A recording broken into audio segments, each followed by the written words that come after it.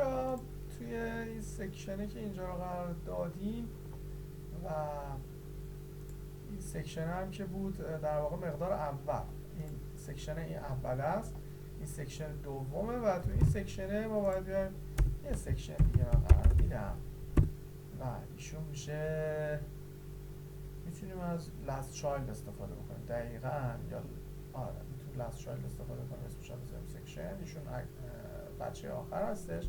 یه IMG هم داخلش قرار بدیم که IMG میاد میشه اکسا ما سیف کردم یا ندارم، بذارید ببینم هاشش دو تاست اگر فکر کنم این اصلا کلن عکس بود و این هم داشتم درستش میکردم. خب بسیار عالی، این همه ما گذاشتم نگاه نکرده بودم دیگه. اینم که اینه چیکارش کنیم، اینو الان این سوتین دادم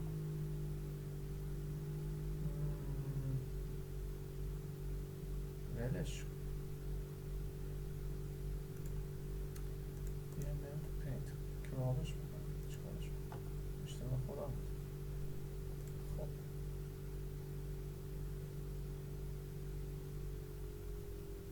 حواسم ها عکس رو بکنیم کراب، بیایم ببینم پاک کنه، عجب کاری کردیم این همه میرسه. البته حالا راه کاری هم که ما کردیم خب قشنگ بود، ولی خب چه کاری بود این همه، نگاه بندازیم از عکس ها سوتی نداره چی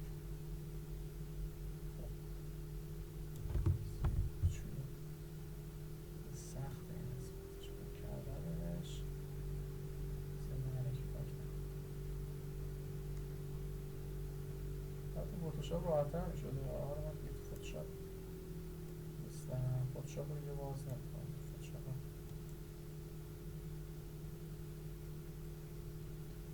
درگیر فوتوشاپ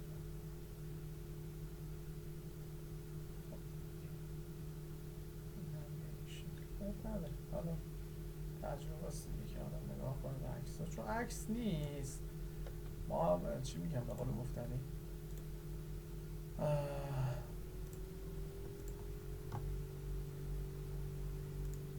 حواسمون نبوده ببینیمش. خب خوبه الان کارمون راه هست.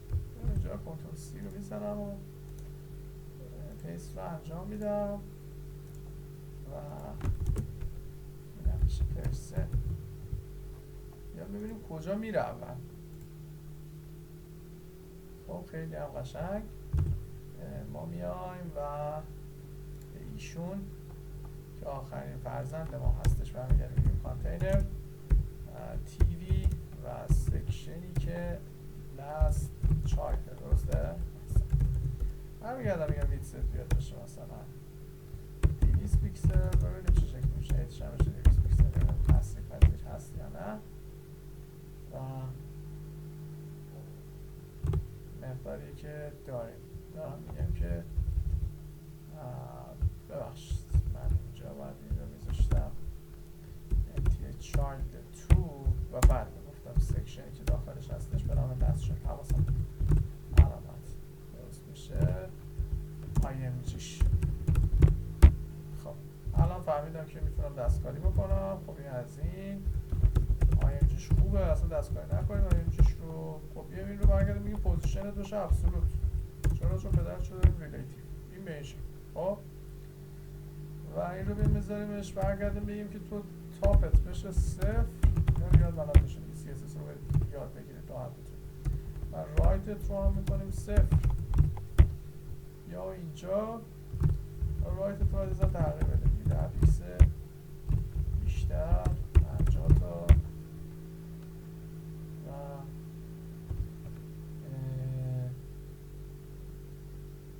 حالا این رنگه رو برداریم. مخافات اینه که دوست خوبمون پشتش رنگش سفیده دیگه، فوتوشاپ هم واسه اصلا اینه نیاز نیست شما فوتوشاپ انجام بدید، فوتوشاپ احتیاج نیست. چون من اشتباه کردم پیش فوتوشاپ رو باز کنیم من اشتباه کردم در واقع اون عکس اول رو اگه قرار میدادم اینقدر مکافات نمیشتم، یعنی اصلا عکس بود کامپلت. یه دونه این سکشن اول که گوش دیدیم مقدار رو، بعد میاد سکشن دوم عکس میذاشت، یعنی کامپلت عکس بود. خب و اینقدر مکافات نداشت. خب من این پی اچ پی رو ببندم که اصلا ببندم که اصلا لود نکنه. کنترل او بزنیم و استاپ ایشون و بیاد و پشتش رو برای ما خالی کنه اصطلاحاً به این شکل. شیفت کنترل آلت شیفت اس رو میزنیم که برام به صورت وب در واقع بیاد سیو بکنه توی همینجا پرسن و ریپلیس. خب اینجا این رو ببندم من. حالا که پشتش نمار رنگ باشه میام اینجا. خب این حالا اتفاق دیگه در واقع حواستون می بود، من خودم در واقع حواسم می بود. حالا شما اگه خواستید تغییر بکنه حواستون باشه. خب ببینید الان اینها هم میتونن دیده بشن. خوب الان جاش این آقا میتونه در واقع چپ تر بیاد، درسته؟ بیاد 160 مثلا باید بهتر شد. خب اینم از این. حالا اینو خودمون ساختیم دیگه، حالا یه عکس نیست این سوتی ها دیگه آدم میده. خب بریم مقدار بعدیش. این اپل اینجا و مقدار بعدی که اینم یه سکشن آب خوردن. این رو میذاریم سکشن دوم که تموم شد و ایشون رو میکنیم سکشن ترد یا سوم و این سکشن ترد. خب این به چه دردتون میخوره؟ این کاری که دارید میکنیم همش بخواد اینه که کارتون راحت تر باشه. فردا اگه بخواید دیباگ بکنید تی وی و سکشن در واقع سکشن انتی چایلد تری و میایم و اینجا این رو هم جمعش بکنیم و سکشن سوم میایم جی و این اکثر رو بریم اینجا برداریم قرار بدیم. ایشون رو کنترل سی و کنترل بی پیست ایشون هم اینجا قرار بگیره و ام جی من و ایمیجز و پرسن یک. خب حالا دیگه تغییر من روش نخواهم داد و میام اینجا برمیگردم چون دیگه توی فلکس هستش دیگه. حالا میتونه در واقع بیتسش بیاد 100% بشه و هیت رو هم نمیدم بشه. پدینگ 10 پیکسل داره، یه باکس سایزینگ بوردر باکس هم بهش میدیم و عکسی که داخلش هستش رو میایم شروع کنیم پیاده سازی کردن. اینجا برگردیم IMG یا عکست بیاد بیتسش بشه به طور مثلا بلا بیتسایید ندیم ببینیم چی میشه. اول ببینیم وضعیت چیه، چی در آوردیم. خب اینجاست بیتسایدش خودش خوبه. شما بیا همین کارو بکن فقط فرزند روی وسط تکس الاین سنتر همین اوکی بقیه‌شو نمیخواد. خب تقریبا همه چی رواله. یه چیز شبیه به همین مقداری که میخواستیم رو پیاده کردیم. فقط این عکس بود، البته این نهایی نوشته است این ولی عکس بود، یعنی این همه آمادم پیاده کردم. حالا یه سری طرفندان جدید یاد گرفتیم دیگه. حالا با انتی چایلا اینا کار کردیم و به این شکل تونستیم پیادهش بکنیم. و هیت این رو هم بیشتر بدیم بعد نیست فکر میکنم. و این سکشن فرست و این هم تی وی اصلا هیت این رو بدیم 600 بهتر باشه. خب بیشترش بکنم مثلا 620 بیشتر کنیم. خب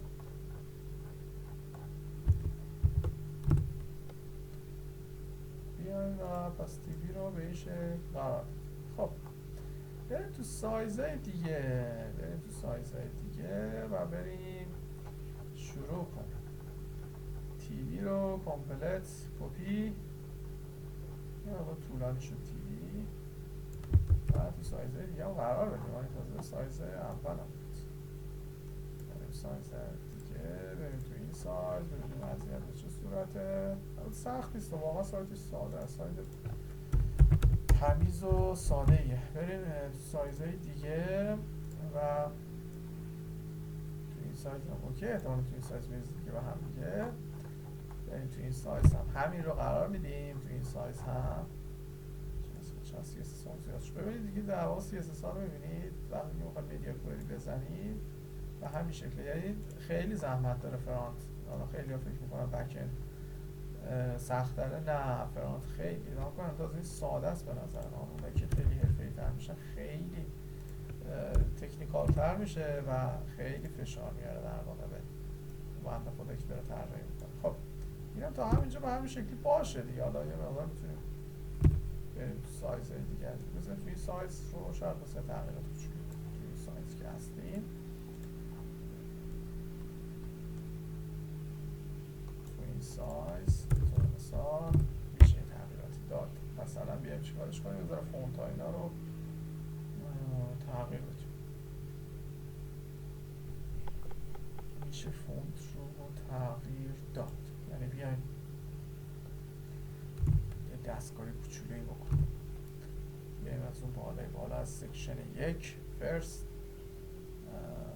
هیتش اینا خوبه، فونت فامیلیش فونت سایزش رو مثلا بکنید 40 تا، اینها رو هم مثلا پدینگ و ایناش خوبه، فونت سایز 40 تا، همه رو 40 ببندیم، 40 و کوچکترش بکنیم دیگه به قول گفتنی 25 20 مثلا. بقیه چیزها هم که اوکی هستش. ببینید از کوچکتر شد. خب هیتش هم خوبه، اصلا هم قاطی نکردم با هم دیگه. بریم تو این سایز و تو این سایز هم تو این سایز رو دیگه این مقدار رو کپی کنم. من امروز تمام تلاش هم بکنم این سایت رو تمام کنم و حتی براتون آپلود هم بکنم توی یه محیط واقعی که بتونید ببینید. و میرید توی سایت مثلا مثل هاستای معمولی دارم مثل گیکفا،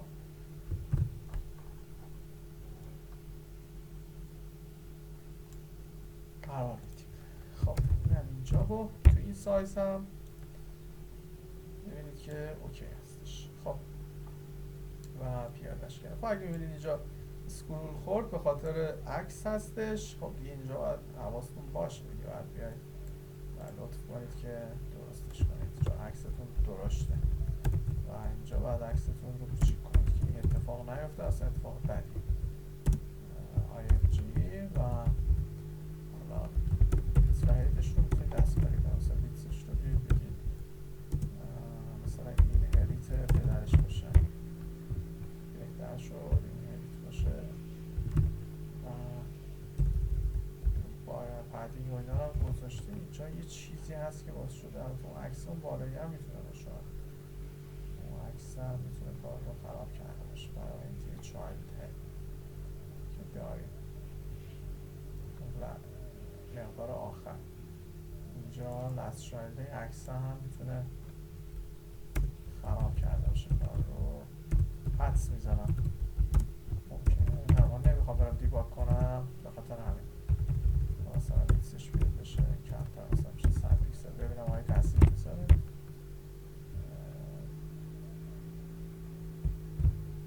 بهتر شد. خب بذارید فعلا همین رو داشته باشیم. این رو هم این هریت گوشت مثلا بذارید کمترش بکنم، مثلا بکنمش 50% ببینم خیلی کم شد. 90% بهتره. چرا داره اتفاق میفته؟ باید بیایم دیگه دیباگ کنیم. اینجا واسه 100 پیکسله میکنیم 50 تا ببینیم درست میشه خیر. نه تاثیر نداره. خب بریم دیباگ کنیم چرا اتفاق داره میفته. اینجا یه مارجینی داریم، یه پدینگی داریم که داره کار ما رو خراب میکنه که من اینجا باید خودم بررسی بکنم ببینم آیا مقداری هست. مثلا شاید این تگ ایه 200 پیکسل هستش، نه مثلا اینجا یه ویتسی احتمالا ما دادیم که زیاده. یه ویتسی برای این سایز در نظر نگرفت. خب این بروز هم سخته باشه. خب یه ویتسی دیگه است مثلا 400 تا باز نه